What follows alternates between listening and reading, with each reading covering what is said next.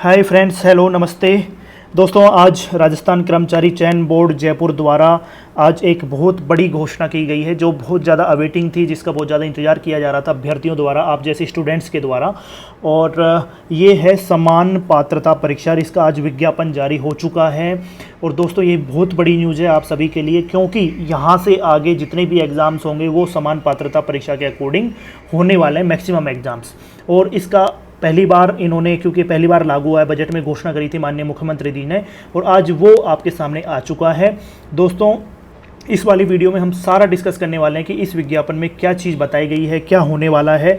Exam आपका जनवरी में होने वाला है। इस विज्ञापन में सारी घोषणाएं कर दी गई हैं कि कैसे फॉर्म भरा जाएगा, क्या समान पात्रता परीक्षा रहेगी, इसकी जो स्कीम क्या है, कैसे एग्ज़ाम होने वाला है, कब एग्ज़ाम होने वाला है, इसके सिलेबस क्या रहेगा। और देन जो मैं इस वीडियो में आपको अलग से बताने वाला हूँ वो ये है कि इन सिलेबस के लिए जनवरी में जो एग्ज़ाम है उसके लिए कैसे तैयारी करें और क्या क्या बुक्स आप रेफ़र कर सकते हैं, कौन से नोट्स आप रेफ़र कर सकते हैं। वो सारा कंटेंट, सारी चीज़ें हम इस वीडियो में डिस्कस करने वाले हैं।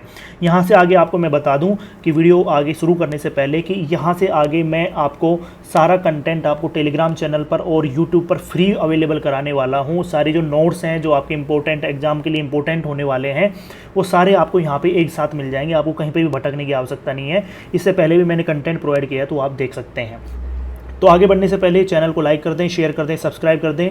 इससे मुझे भी एनर्जी मिलेगी। कोई भी आपकी क्वेरी होती है मुझे कमेंट कर सकते हैं। तो आइए हम शुरू करते हैं आज की ये वीडियो। राजस्थान कर्मचारी चयन बोर्ड द्वारा ये एग्ज़ाम, ये विज्ञापन जारी हुआ है, समान पात्रता परीक्षा इसके द्वारा कंडक्ट कराई जाएगी। तो एक चीज़ मैंने इसको हाईलाइट किया हुआ है, तो इसका मतलब क्या है कि राजस्थान कर्मचारी चयन बोर्ड ने इसका अगर विज्ञापन निकाला है तो यहाँ दो चीज़ें इंपॉर्टेंट हो जाती हैं। पहली बात तो ये है कि इसकी जो एग्ज़ाम डेट है, एग्ज़ाम डेट जो अभी दे दिया है इन्होंने वो फिक्स है, इसमें कोई परिवर्तन नहीं होगा, क्योंकि ये राजस्थान कर्मचारी चयन बोर्ड का एक रिकॉर्ड रहा है कि जो एक बार डेट दे देता है उसको एग्ज़ाम करवाता ही करवाता है। सेकंड थिंग, यहाँ पर दूसरी चीज़ ये होने वाली है कि जो इसका पेपर होगा, आपको पता है ये पेपर हमेशा फाड़ू पेपर देता है कि जिससे मतलब हवा ही नहीं लगती, बहुत टफ पेपर बनाता है अपने आप में। तो यहाँ पर जो पेपर है उसका लेवल ठीक ठाक होने वाला है, अच्छा होने वाला है। ठीक है, तो ये दो चीज़ें यहाँ पर ध्यान रखिए कि तैयारी आपको अच्छे से करनी है, अच्छी तैयारी करनी है। दूसरी बात, जो यहाँ पर एग्ज़ाम डेट होगी वो आपका फिक्स होगा, इसमें कोई परिवर्तन नहीं होगा। तो पेपर के लिए एग्ज़ाम की तैयारी आपको यहाँ पर बहुत अच्छी करनी पड़ेगी। अब बात कर लेते हैं इस विज्ञापन का नाम क्या है। समान पात्रता परीक्षा स्नातक स्तर 2022। तो 2022 अभी चल रहा है, चाहे 2023 में एग्ज़ाम होने वाला है, ये एग्ज़ाम बोला जाएगा 2022। यहाँ पर ऑनलाइन आवेदन आमंत्रित किए गए हैं। ये जो सारा जो मैंने हाईलाइट किया हुआ है ये आपको मिल जाएगा टेलीग्राम चैनल पर, वहाँ से जाके डाउनलोड कर सकते हैं। तो यहाँ पर जो निकाली गई है टोटल 8 वैकेंसीज़ के लिए ये विज्ञापन जारी हुआ है समान पात्रता परीक्षा का। तो सबसे पहली बात है, समान का मतलब सारे एग्ज़ाम्स के लिए एक ही एग्ज़ाम होगा, उसी वजह से इसको समान बोला हुआ है। पात्रता मतलब कि आपको एक ये पात्रता के लिए एग्ज़ाम है, उसके बाद में अलग जो एग्ज़ाम्स होंगे हर एक भर्ती के लिए, तो ये पास करना ज़रूरी है। देन आप आगे वाली भर्तियों में अपीयर हो पाएंगे, बैठ पाएंगे। ठीक है, तो यहाँ पर 8 वैकेंसीज हैं। प्लाटून कमांडर, जिलेदार, पटवारी, कनिष्ठ लेखाकार, तहसील राजस्व लेखाकार, पर्यवेक्षक, उप जेलर, छात्रावास अधीक्षक। तो ये 8 वैकेंसीज के लिए यहाँ पर ये विज्ञापन जारी हुआ है। कुछ यहाँ पे जो नियम है वो हम पढ़ लेते हैं, क्या क्या चीज़ें हैं। सबसे पहली बात लिखी हुई है कि समान पात्रता परीक्षा एक केवल पात्रता परीक्षा है। इसका मतलब ये नहीं है कि ये आपकी जॉब लगा देगी, लेकिन आपको ये अगर ये भर्तियों में से कोई पोस्ट लेनी है, इनके लिए तैयारी करनी है, तो सबसे पहले इस पात्रता को पूरा करना पड़ेगा। जैसे रीट का एग्ज़ाम होता है ना, जैसे आरटेट हुआ करता था, एक नेट का होता है, सेट का होता है, तो वो उस हिसाब से आपको एक पात्रता यहाँ पर क्वालिफाई, तो एक एग्ज़ाम एक्स्ट्रा आपका कर दिया गया है। तो लेकिन अब यहाँ पे चूँकि आपको आगे वैकेंसीज में अपीयर होना है, तो ये आपके पास बाउंडेशन हो गई है कि इस एग्ज़ाम को आपको क्वालिफाई करना पड़ेगा। यहाँ पे लिखा हुआ है कि जो अभ्यर्थी मान लो इस एग्ज़ाम में बैठ जाता है, तो इसका मतलब ये नहीं है कि उसको नौकरी की गारंटी दे दी गई, उसको और भी एग्ज़ाम, तो यहाँ पे लिखा हुआ है कि अगर आगे लिखित परीक्षा होती है, कोई साक्षात्कार होता है, या दोनों चीज़ें होती हैं किसी भर्ती एजेंसी द्वारा, तो उनमें भी अपीयर होना पड़ेगा। इसका मतलब ये नहीं है कि आपने ये सिर्फ एग्ज़ाम में बैठ गए तो आपको नौकरी मिल गई है।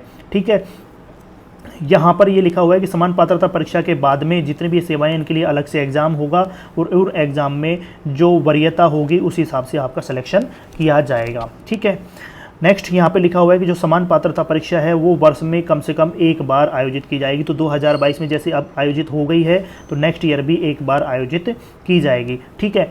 सेकंड थिंग लिखा हुआ है कि समान पात्रता परीक्षा का जो स्कोर है परिणाम के दिनांक से 1 वर्ष के लिए मान्य होगा। तो जैसे आज इसका परिणाम आया है, जैसे जनवरी में एग्जाम होगा और मान लो मार्च अप्रैल में जिस भी डेट को एग्जाम आया और सॉरी इसका रिजल्ट आया, उसे अगले वर्ष के लिए 1 वर्ष के लिए जितनी भी भर्ती होंगी उसमें ये मान्य होगा। ठीक है। नेक्स्ट इसमें लिखा हुआ है कि जितने भी अभ्यर्थी हैं जो इसमें अपियर होंगे उनके सभी के अंक बताए जाएंगे कि आपके इतने मार्क्स यहाँ पर आए हुए हैं। ठीक है। और हर बार ऐसा नहीं है कि आपके पास कोई प्रयास है कि भाई इतने अटैम्प्ट देने, आप कितने भी अटैम्प्ट यहाँ पर कितनी भी बार इस एग्ज़ाम को दे सकते हो। और जैसे इस बार आपका कम स्कोर आया तो नेक्स्ट टाइम आप इसके जो समान पात्रता परीक्षा है उसमें अपना स्कोर सुधार सकते हो, उसका अवसर आपको दिया जाएगा। ठीक है। और जो भी एग्ज़ाम होगा उससे पहले जो आपका बेस्ट रिजल्ट होगा, बेस्ट स्कोर होगा, उसको मान्य किया जाएगा गवर्नमेंट के द्वारा कि जो सबसे अच्छा स्कोर आपका रहा है, आपने मान लो 2-3 बार एग्ज़ाम दे दिए हैं, जो सबसे बेस्ट स्कोर होगा उसके अकॉर्डिंग आपको उस हिसाब से आपको अपियर किया जाएगा। ठीक है। अगला लिखा हुआ है कि यहाँ पर न्यूनतम अंक पास होने ज़रूरी हैं कि ये न्यूनतम अंक आप पास करोगे तभी आप यहाँ पर पात्रता आपकी समझी जाएगी कि आपने इस एग्ज़ाम को पास कर लिया है। फिर यहाँ पे लिखा हुआ है कि समान पात्रता परीक्षा में जितने भी पद हैं उसके अगले कुल संख्या के 15 गुना अभ्यर्थी ही आगे जो विज्ञापित जो रिक्तियाँ होंगी उनमें आवेदन करने के लिए पात्र होंगे। इसका मतलब क्या हुआ कि यहाँ पर जो भी पोस्ट होंगी उसकी 15 गुना अभ्यर्थी ही यहाँ पर पास किए जाएंगे। ठीक है। तो अगर न्यूनतम अंक आगे यहाँ पे लिखा हुआ है कि अगर न्यूनतम अंक जारी करने से अगर ये अभ्यर्थी नहीं मिलते हैं तो और यहाँ पर जो नीचे वाले जो बच्चे हैं उनको ले लिया जाएगा। जैसे अभी कंप्यूटर वाली भर्ती में हुआ था कि वहाँ पर पोस्ट तो ज़्यादा थी लेकिन उतने बच्चे पास नहीं हो पाए तो वहाँ पर बच्चों की संख्या कम रहेगी। तो यहाँ पे ऐसा नहीं होगा। अगर कोई पेपर टफ बना दिया जाता है और बच्चे कम पास कर पाते हैं, न्यूनतम अंक है, तो वहाँ पर लेकिन टोटल 15 गुना यहाँ पर लिए जाएंगे। सॉरी। नेक्स्ट यहाँ पर है कि 15 गुना विचार किया जाएगा। तो यहाँ पर ये सारी इसकी बताई हुई थी, ये मैंने बेसिक आपको बता दिया है। तो अभी आगे यहाँ पर हम ये बुक्स की चर्चा करने वाले हैं, सिलेबस की चर्चा करने वाले हैं, हम एग्ज़ाम डेट की चर्चा करने वाले हैं, स्ट्रेटेजी की चर्चा करने वाले हैं। सब कुछ हम चर्चा इस एक सिंगल वीडियो में करने वाले हैं। तो आप जुड़े रहें, इस वीडियो को लास्ट तक देखें, बहुत सारी चीज़ें आपको यहाँ काम आने वाली हैं। नेक्स्ट यहाँ पे है कि ऑनलाइन आवेदन की प्रक्रिया रहेगी वो RSMSSB की जो वेबसाइट है वहाँ पर भी आप कर सकते हो। दूसरा SSO ID जो है आपकी बनी हुई वहाँ पर भी आवेदन कर सकते हो। और OTR रजिस्ट्रेशन यहाँ पर आपको करना होगा। तो ऑनलाइन आवेदन आपको करना होगा, इसमें यही लिखा हुआ है, बाकी आप सारी डिटेल आप पढ़ सकते हो। नेक्स्ट यहाँ पे लिखा हुआ है कि जो भी अगर कोई भी डिटेल्स हैं उससे रिलेटेड आगे आपको इसी वेबसाइट को देखते रहना है, रेगुलर देखते रहें। कोई अपडेट आता है तो आपको अवेयर होना ज़रूरी है। नेक्स्ट है आवेदन एवं परीक्षा शुल्क। तो दोस्तों यहाँ पर जो OBC के या फिर जो सामान्य वर्ग के हैं उनको 450, 350, 250 या अपनी अपनी कैटेगरी के हिसाब से फीस रखी गई है। और जिन परिवार की, यहाँ पे मैंने इसको हाईलाइट कर दिया, जिन परिवारों की आय जो वार्षिक 2.5 लाख रुपए से कम है उनको 250 रुपये ही जमा कराना होगा। तो ये ध्यान रखना जरूरी है, आय प्रमाण पत्र आप बना के रखें ताकि आपकी फ़ीस कम लगे। ये सभी जो वर्ग हैं उनके अभ्यर्थियों के लिए हैं। ठीक है। तो SC ST के लिए 250 रुपये, दूसरा जो OBC जो है क्रीमिलेयर नॉन क्रीमिलेयर वाले और जो EWS वाले 350 रुपये, बाकी के लिए 450 रुपये। ठीक है। तो ये आपकी फ़ीस रहने वाली है। नेक्स्ट है समान पात्रता परीक्षा। यहाँ पर जो सारी वैकेंसीज बता दी गई हैं, मैक्सिमम वैकेंसी आई हैं आपके जो कोष एवं लेखा विभाग की जो कनिष्ठ लेखाकार जूनियर अकाउंटेंट की भर्ती है वहाँ पर 1923 पोस्ट यहाँ पर आई हुई हैं। नेक्स्ट है आपका छात्रावास अधीक्षक जो है उसकी 335 वैकेंसी हैं। बाकी आप देख सकते हो 198, 176 वगैरह सारी वैकेंसी हैं। तो ये सारी वैकेंसी आपके सामने होने वाली हैं। नेक्स्ट यहाँ पर लिखा हुआ है कि जो मुख्य परीक्षा के समय इसमें कमी और बढ़ोतरी की जा सकती है कि एक बार आपने पास कर लिया कोई बात नहीं, लेकिन आगे इसकी कमी बढ़ोतरी की जा सकती है। ठीक है। तो ये यहाँ पे आपको ध्यान रखने वाली आवश्यकता है। इसमें कोई ज़्यादा ऐसा खास लिखा नहीं है, फिर भी आप पढ़ लेना एक बार। नेक्स्ट यहाँ पे आ जाता है पात्रता एवं शैक्षणिक योग्यता के बारे में। तो यहाँ पर 18 से 40 और 21 से 40 ये 2 पात्रताएं बताई गई हैं। इस तरह की पात्रताएं बताई गई हैं, तो ये आप देख लेना। मैक्सिमम यहाँ पर स्नातक चाहिए आपको, और कुछ जो 2 पोस्ट हैं जैसे ये वाली पोस्ट हैं इनमें आपको स्नातक प्लस RSCIT भी यहाँ पर चाहिए होगा। जो RSCIT लिखा हुआ है यहाँ पर RSCIT आपको चाहिए होगा। तो RSCIT प्लस अगर आपके पास स्नातक है, ग्रेजुएशन है, तो आपको ज़रूर फॉर्म भरने चाहिए। बाकी आप आपके हिसाब से देख लेना कि इसमें ये सारा मैं आपको टेलीग्राम चैनल पर अवेलेबल करा दूंगा, इसको आप खुद भी देख सकते हो। नेक्स्ट यहाँ पे बहुत इंपॉर्टेंट चीज़ लिखी हुई है कि अगर किसी एग्ज़ाम में आप लास्ट ईयर में चल रहे हो, पढ़ रहे हो, तो भी आप यहाँ पर इस आवेदन के लिए, आप इस भर्ती के लिए आवेदन कर सकते हो। लेकिन जब आपका ये मुख्य परीक्षा होगी वहाँ पर उससे जैसे ही आपका लिखित परीक्षा होगी, साक्षात्कार होगा, उससे पहले आपको ये शैक्षणिक प्रमाण पत्र जारी करना होगा। तो ये सारी डिटेल भी आप यहाँ पे पढ़ सकते हैं। अगर आप इस कंडीशन में आते हैं, लास्ट ईयर में अभी आप चल रहे हैं आपकी ग्रेजुएशन में, तो आप इस कंडीशन को ज़रूर देख लें, ठीक है।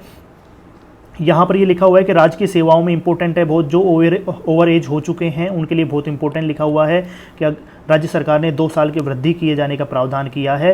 तो यहाँ पर 2 साल की जो छूट है वो भी मतलब यहाँ पर दे होगी आपको, ठीक है। तो ये जैसे अधिसूचना जारी होगी तो यहाँ पर आपको 2 साल की छूट दे दी जाएगी, ठीक है। तो ये लिखा हुआ है। बाकी और यहाँ छूट के बारे में सारा कुछ लिखा हुआ है। इस कंडीशन को भी आप देख सकते हैं, आपको छूट भी दे होगी जो पहले बहुत सारे एग्जाम्स अगर आपने बैठे होंगे तो वहाँ पर दिया हुआ होगा, ठीक है। नेक्स्ट यहाँ पे बहुत इंपॉर्टेंट चीज़ निकल के आ जाती है कि जो स्नातक स्तरीय जो परीक्षा का आयोजन है वो 6 जनवरी 2023 से लेकर 9 जनवरी 2023 के बीच में होगा, 6 से लेकर 9 जनवरी के बीच में, ठीक है। और अगर एक से ज़्यादा दिनों में अगर इसका एग्ज़ाम होता है, 6 से 9 तक लगातार किया जाता है, तो यहाँ पर नॉर्मलाइजेशन होगा, जैसे और वीडियो एग्ज़ाम्स वगैरह में हुआ है, रेलवे में होता है, यहाँ पर नॉर्मलाइजेशन किया जाएगा ताकि सबको एक समान स्तर पर रखा जा सके। तो 6 से लेकर 9 तक का ये ध्यान रखना है आपको, 6 जनवरी से लेकर 9 जनवरी तक का इसकी एग्ज़ाम डेट देख दी गई है। तो अभी सितंबर लास्ट चल रहा है, तो अक्टूबर, नवंबर, दिसंबर आपके पास सिर्फ 3 महीने 90 और वहाँ पे 7-8 दिन, और यहाँ पे अभी 4-5-7 दिन, तो टोटल मिला के आपके पास लगभग 100 दिन है अभी इस एग्ज़ाम को क्वालिफाई करने के। तो 100 दिन हैं, तो बहुत कम समय है आपको इस एग्ज़ाम को क्वालिफाई करने के लिए। तो यहाँ से आगे जो भी स्ट्रेटेजी मैं बताने वाला हूँ, जो बुक्स में बताने वाला हूँ, उसको ज़रूर आप देखें, ठीक है। वो बहुत ज़्यादा इंपॉर्टेंट होने वाले हैं आपके लिए। लास्ट में आ जाते हैं अपन, इतना सारा कुछ आप पढ़ लेना आपके लिए ज़रूरी है, जिसके लिए ज़रूरी है वो ज़रूर देखें इस चीज़ को। लेकिन अब यहाँ पे आ जाते हैं हम समान पात्रता परीक्षा, क्योंकि ये वीडियो बहुत ज़्यादा लंबा हो जाएगा, इस वजह से मैं इसको शॉर्ट में आपको सारा चीज़ें बता रहा हूँ। समान पात्रता परीक्षा हेतु परीक्षा की स्कीम और पाठ्यक्रम क्या रहने वाले हैं। परीक्षा की स्कीम ये है, जितना भी ये पूरा सिलेबस दिया हुआ है इसको हम डिस्कस करेंगे अभी। तो ये पूरा सिलेबस यहाँ पर 150 क्वेश्चन रहेंगे, 300 अंकों के रहेंगे और 3 घंटे के रहेंगे। 150 अंक, 150 क्वेश्चन रहेंगे, 300 अंकों के रहेंगे और 3 घंटे के रहेंगे। 180 मिनट में आपको 150 क्वेश्चन सोल्व करने हैं और कुल इनका हर एक क्वेश्चन का अंक रहेगा 2 नंबर का, ठीक है। बहुत इंपॉर्टेंट चीज़ यहाँ पे लिखी हुई है कि सभी प्रश्न MCQ टाइप के होंगे, बहुविकल्पी होंगे, सभी प्रश्नों के अंक समान होंगे और नकारात्मक अंकन नहीं किया जाएगा। नकारात्मक अंकन नहीं होगा, ये ध्यान रखना है आपको। नेगेटिव मार्किंग यहाँ पर नहीं है। इंपॉर्टेंट चीज़ ये निकल के आ जाती है, ठीक है। तो ये 150 क्वेश्चन 300 नंबर के हैं और 3 घंटे में होगा, 180 मिनट में करने होंगे। नेगेटिव मार्किंग यहाँ पे नहीं होने वाली है आपकी। नेक्स्ट हम बात कर लेते हैं पाठ्यक्रम विवरण, और ये बहुत इंपॉर्टेंट है, आप इसको बहुत ध्यान से देखें, बिकॉज यहाँ से मैं स्ट्रेटेजी बताता हुआ चलूँगा कि आपको कैसे तैयारी करनी है, क्या करनी है। तो दोस्तों यहाँ पे जो कमोबेश जो सिलेबस रखा गया है वो RS के अकॉर्डिंग रखा गया है, वैसे लेवल उसके अकॉर्डिंग नहीं आएगा, लेकिन सिलेबस आपको बहुत ज़्यादा पढ़ना पड़ेगा। तो सबसे पहली बात निकाल के आती है यहाँ पर कि भारतीय राष्ट्रीय आंदोलन पर विशेष बल के साथ राजस्थान और भारत का इस इतिहास। तो सबसे पहली बात है, भारतीय राष्ट्रीय आंदोलन पर विशेष बल बताया गया है। इसका मतलब ये है मॉडर्न इंडिया आएगा, मॉडर्न हिस्ट्री आपको यहाँ पर निकल के आ जाती है, ठीक है।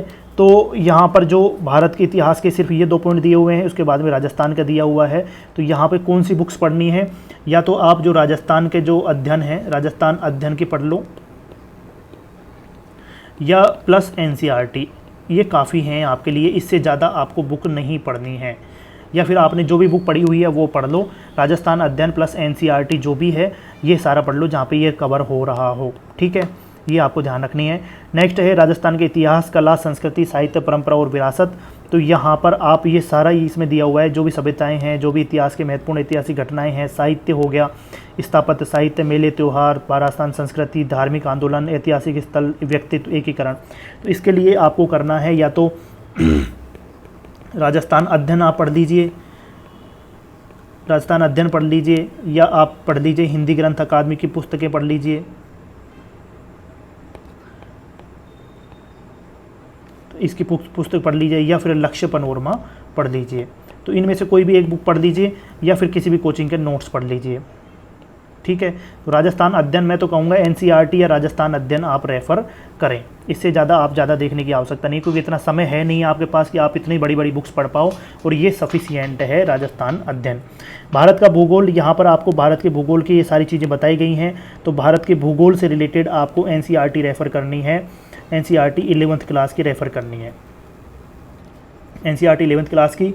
प्लस जो टॉपिक रिमेनिंग टॉपिक हैं, बचे हुए टॉपिक जो हैं, बचे हुए टॉपिक, इनके लिए आपको महेश बर्णवाल रेफ़र करनी है। महेश बर्णवाल से मैं सारे, बाकी ये आप, मैं कह रहा हूँ कि आप जो मैं आपको अवेलेबल कराऊंगा सारे नोट्स आपको, या जो भी मैं वीडियो बताऊंगा सिर्फ उनको देख लीजिए, काफ़ी रहेंगे आपके लिए। उसके बाद में सिर्फ आपके पास प्रैक्टिस जितनी ज़्यादा हो सकती है उतनी ज़्यादा प्रैक्टिस कीजिए। बाकी आपको बुक्स पढ़नी है तो आप ये वाली बुक्स रेफ़र कर सकते हो। भारत का भूगोल, राजस्थान का भूगोल के लिए वही मैं कहना चाहूँगा, लक्ष्य पढ़ लो, या फिर राजस्थान जो, या फिर एनसीईआरटी पढ़ लो, एनसीईआरटी जहाँ पर राजस्थान का कवर हो रहा हो, या फिर यहाँ पर हरिमोहन सक्सेना पढ़ लो, या फिर किसी भी कोचिंग के नोट्स पढ़ लो, या फिर मेरे वीडियो देख लो। ये सारा मैं यहाँ पे आगे कवर कर रहा हूँगा। राजस्थान पर विशेष बल के साथ भारतीय राजनीतिक व्यवस्था, यहाँ पर एम लक्ष्मीकांत पढ़ लो, या प्लस लक्ष्य पढ़ लो, जो यहाँ पर करंट अफेयर से भी कई बार आ जाता है। तो ये बुक्स यहाँ पे हैं, लेकिन इतना करने की आवश्यकता नहीं है। मैं इसके आपको शॉर्ट में आपको बना के दे दूँगा नोट्स वगैरह, ये आप डायरेक्ट वहाँ पे कवर कर सकते हैं, और वो कवर आप करोगे तो जैसे ही आप करोगे तो आपके यहाँ पे कवर हो रहा होगा। भारत की अर्थव्यवस्था के लिए आप इकोनॉमिक सर्वे, आर्थिक समीक्षा पढ़ लो, भारत की आर्थिक समीक्षा प्लस भारत का बजट, भारत का आर्थिक समीक्षा और बजट यहाँ पे पढ़ लो। इससे ज़्यादा आपको पढ़ने की आवश्यकता नहीं है, बेसिक चीज़ें आती हैं, इससे ज़्यादा टफ नहीं आता है। सेम राजस्थान की अर्थव्यवस्था के लिए प्लस करंट अफेयर्स भी यहाँ पे आ जाता है। राजस्थान की अर्थव्यवस्था भी यहाँ पे पूछी जाएगी। उसके लिए आप जो राजस्थान की इकोनॉमिक सर्वे है का आर्थिक समीक्षा और इसका बजट और तीसरा नंबर का है करंट अफेयर्स, ये आप रेफ़र कर लो। ठीक है, नेक्स्ट है विज्ञान और प्रौद्योगिकी। विज्ञान और प्रौद्योगिकी के लिए सिर्फ एनसीईआरटी ही रेफ़र करो, इससे ज़्यादा आपके आती नहीं है। एनसीईआरटी में आपको सारा कुछ मिल जाएगा। प्लस जो अगर यहाँ पर अरिहंत की एक बुक आती है, अरिहंत की बुक आती है, वो यहाँ पे पढ़ लो, इससे ज़्यादा आपको पढ़ने की आवश्यकता नहीं है। और बाकी हम भी कवर करते रहेंगे, वहाँ से आपको नोट्स मिलते रहेंगे। रीजनिंग और मैथ्स के लिए, ये रीजनिंग और मैथ्स भी यहाँ पर पूछी जाएगी। उसके लिए RS अग्रवाल काफ़ी है, RS अग्रवाल या फिर किसी भी कोचिंग के नोट्स पढ़ लो, यहाँ पे उस चीज़ को देख लो। तो हर एक टॉपिक से लगभग 10 से 15 क्वेश्चन यहाँ पर आ रहे होंगे। लैंग्वेज नॉलेज है, तो दोस्तों वैसे तो मैं आपसे कहूँगा कि देखो इसका बहुत टफ होता है, कहीं से भी आता है, लेकिन राघव प्रकाश अगर आप रेफ़र कर सकते हो, राघव प्रकाश करो, लेकिन इसको आप दूसरे नंबर पे रखो। पहले नंबर पे आपकी होनी चाहिए 9th से लेकर जो 10th तक 12th तक जो राजस्थान बोर्ड की जो आती है ना पुस्तक, हिंदी की व्याकरण की, राजस्थान हिंदी व्याकरण, उसको करो। अगर वो कवर हो जाती है देन उसके बाद में राघव प्रकाश करो, उससे ज़्यादा आपको करने की आवश्यकता नहीं है। लैंग्वेज नॉलेज अगर जो भी ये भी हैं, तो 10th लेवल की अगर कोई भी आपको ग्रामर की बुक मिल जाती है, एक्सीलेंट की मिल जाती है, संजीव की मिल जाती है, वहाँ से कर लो, ये साथ सिंपल है। या किसी भी कोचिंग के नोट्स ले लो, किसी भी कोचिंग के नोट्स ले लो। ठीक है, कंप्यूटर से रिलेटेड की बात हो जाती है तो कंप्यूटर के लिए आप ल्यूसेंट पढ़ लो, इससे ज़्यादा आपको पढ़ने की आवश्यकता नहीं है। प्लस एनसीईआरटी अगर कहीं पे आपको मिल जाता है तो वहाँ से आपको कवर कर लेंगे। ये मैं आपको टेलीग्राम चैनल पर आपको अवेलेबल करा दूँगा। ठीक है, समसामयिक घटनाओं के लिए मैं आपको नोट्स प्रोवाइड कर रहा हूँ, वो आप काफ़ी हैं, साल भर के लिए बना रहा हूँ, उनको आप वहाँ पे रेफ़र कर लें, प्रिंट कर लें और उसको रेफ़र करें, काफ़ी है। नहीं तो आप मूमल की पढ़ लें या फिर क्रोनोलॉजी। दोस्तों ये सारा सिलेबस आपको दे दिया है RS के सिलेबस का, तो मैंने आपको सारी चीज़ें बता दी। अब आपको बात करते हैं रणनीति की, तो आपकी स्ट्रेटेजी क्या होनी चाहिए। मैंने आपको सारी बुक्स बता दी हैं, रणनीति क्या होनी चाहिए। रणनीति की बात करें तो दोस्तों देखो, सबसे पहली बात निकल के आती है कि यहाँ पर 150 क्वेश्चंस हैं, प्लस नेगेटिव मार्किंग नहीं है, नेगेटिव नहीं है। तो अगर अपन बात करें नेगेटिव नहीं है उस केस में 150 क्वेश्चन है और 3 घंटे के हैं, तो हर एक क्वेश्चन बराबर नंबर का। तो सबसे पहली बात है कि अपन को मैक्सिमम स्कोर करना है, मैक्सिमम स्कोर करना है। मैक्सिमम स्कोर तो कम से कम आपका 90 से प्लस होना चाहिए, 90 प्लस स्कोर होना चाहिए। 90 प्लस स्कोर होगा तो आपके लिए सेफ़ है, वहाँ पर आप सेफ़ रहेंगे 90 प्लस स्कोर के लिए, ठीक है। तो उस केस में क्या होगा भाई, ये मैं जनरल के लिए बता रहा हूँ, हो सकता है इससे कम भी हो जाए, लेकिन अपन तो कोशिश ये करके चलेंगे जब अपन को वैकेंसी में भर्ती में लेना है, टॉप 15 गुने में आना है, तो 90 प्लस स्कोर अपना कम से कम होना चाहिए, ठीक है। तो यहाँ पर सबसे पहले जो आपको आता है, सबसे पहले जिसका सिलेबस कम हो वो करो, जिसमें समय कम लगे, समय कम लगे उसे पहले करो, ठीक है। तीसरी चीज़ है जो सबसे अच्छा आता हो, जो स्ट्रॉन्ग पॉइंट हो आपका, जो स्ट्रॉन्ग पॉइंट हो आपका, ठीक है। पांचवा ये है कि करंट अफेयर्स जो है, करंट अफेयर्स हो गया प्लस कंप्यूटर हो गया, यहाँ से बहुत बेसिक क्वेश्चंस आते हैं, इनको तो आपको कवर करना ही है। 6th हो गया मॉक टेस्ट। दोस्तों मैं ये कहना चाहूँगा कि अगर इस एग्ज़ाम में अगर आपको तैयारी करनी है तो सबसे पहले जो है सिलेबस अपने पास में रखो, प्लस नोट्स, प्लस आपको क्या करना है, यहाँ पे मॉक टेस्ट देने हैं, मैक्सिमम प्रैक्टिस करनी है। जो आपको नहीं आता है उसकी आपको बार बार प्रैक्टिस करनी है कि भाई ये क्वेश्चन नहीं आ रहा तो उस टॉपिक को आप कवर करो, देन आगे रेफ़र करो, ठीक है। तो मैं ये कहना चाहूँगा कि अब अगर आप बात करें मेरी, तो मैं ये कहना चाहूँगा कि आज अगर आपको ये भी वेट नहीं करना है कि मुझे कल से तैयारी करनी है, आज से शुरू करना है, आज से शुरू करना है। और अपने पास यहाँ पर सिर्फ 100 दिन बचे हुए हैं, 100 दिन बचे हुए हैं। रोज़ाना एक टॉपिक का, रोज़ाना कम से कम है ना, अपन को एक क्वेश्चन का जुगाड़ करना है कि हर एक टॉपिक से, जैसे भी कोई टॉपिक हुआ, हर एक टॉपिक से एक क्वेश्चन आएगा, रोज़ाना एक टॉपिक पूरा करना है हमको कम से कम, विद मॉक टेस्ट। तो इसका मतलब ये है कि 100 दिन में आपको 100 टॉपिक तैयार करने हैं, कम से कम 100 टॉपिक आपको तैयार करने हैं 100 दिन में, ताकि आपके यहाँ पर 100 क्वेश्चन हो जाएं। 100 क्वेश्चन यहाँ से आ जाएंगे और 100 क्वेश्चन के बाद में 10-15 क्वेश्चन तो आप ये हो सकता है कि जो आप प्लस कर लो अपने मेहनत के बल पर, जो इतना पढ़ा हुआ है आपने, वहाँ से भी आप 10-15 प्लस क्वेश्चन प्लस कर सकते हो। तो टोटल मिला के आपके पास निकल के आ जाता है 90 प्लस क्वेश्चन, आप एनी हाउ लास्ट में सही करके आओगे। तो रोज़ाना का टारगेट ये कर लो कि 100 टॉपिक मुझे तैयार करने हैं, अब वो चाहे 5 घंटे में हो, 10 घंटे में हो, रोज़ाना का एक टॉपिक आप तैयार करोगे तो चाहे वो 5 घंटे में हो, 10 घंटे में हो, आपको तैयार कर लोगे उसको आराम से। तो इससे बेसिक रणनीति यही है। इस छोटी सी वीडियो में मैं इतना ही बता सकता हूँ। अगर आपको फिर से कोई ज़्यादा रणनीति के लिए वीडियो चाहिए तो मैं आपको नेक्स्ट वीडियो में आपको मैं बता दूँगा। तब तक के लिए आप पढ़ाई कीजिए, मेरी लगातार वीडियोस देखते रहिए। मैं यहाँ से आगे आपको सारा कंटेंट प्रोवाइड करने वाला हूँ ताकि आपको ज़्यादा से ज़्यादा बेनिफिट यहाँ पे हो रहा होगा, ठीक है। तो आइए चलते हैं और नेक्स्ट वीडियोज़ मेरी सारी देखते रहिए। इस चैनल को लाइक और शेयर और सब्सक्राइब कर दीजिए। ये वीडियो जो ये आपका जो नोट्स है मैंने अभी बताया है, ये सारा आपको टेलीग्राम चैनल पर मिल रहा होगा। तब तक के लिए मिलते हैं नेक्स्ट वीडियो में। जय हिंद, जय भारत, बाय। थैंक यू दोस्तों।